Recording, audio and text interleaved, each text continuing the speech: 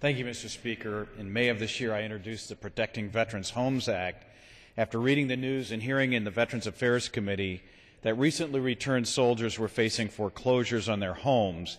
And I thank the chairman of our Economic Opportunity Subcommittee for his inspiring words about this problem. I rise today to talk about the responsibility this government has to protect our heroes who've recently returned from Afghanistan and Iraq. I'm pleased that today the Protecting Veterans Home Act is being considered as part of this bill.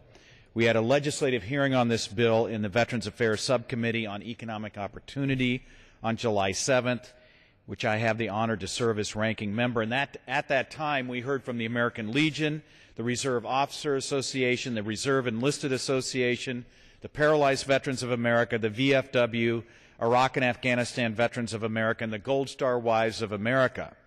All acknowledge the need to protect returning service members and veterans from foreclosure, and all have endorsed this legislation.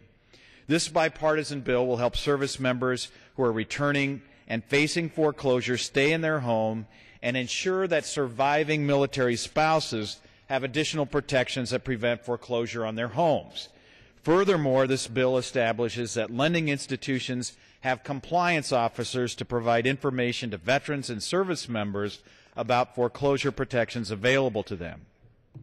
The Protecting Veterans Homes Act would protect veterans from being foreclosed upon by banks and give those soldiers like the Iowa National Guard soldiers returning from Afghanistan the peace of mind of knowing that they will have more opportunities to protect themselves from unwanted foreclosures. Too often, these soldiers return from combat only to face new challenges here at home. Whether it's due to an injury or a financial crisis caused by long deployments and time off from their civilian jobs, our veterans deserve to know that we're standing up for them, and this bill will make sure they have time to get back on their feet. Currently, similar protections are set to expire in December of 2012. The Protecting Veterans Homes Act would make these protections permanent and extend the grace period from 9 months to a full year for service members and veterans returning from deployments.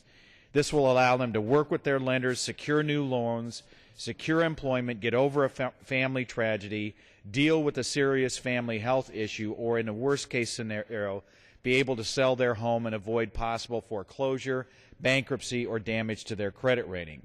That's why this bill is so important, and I ask all members to support it. And with that, I yield back yield back my time.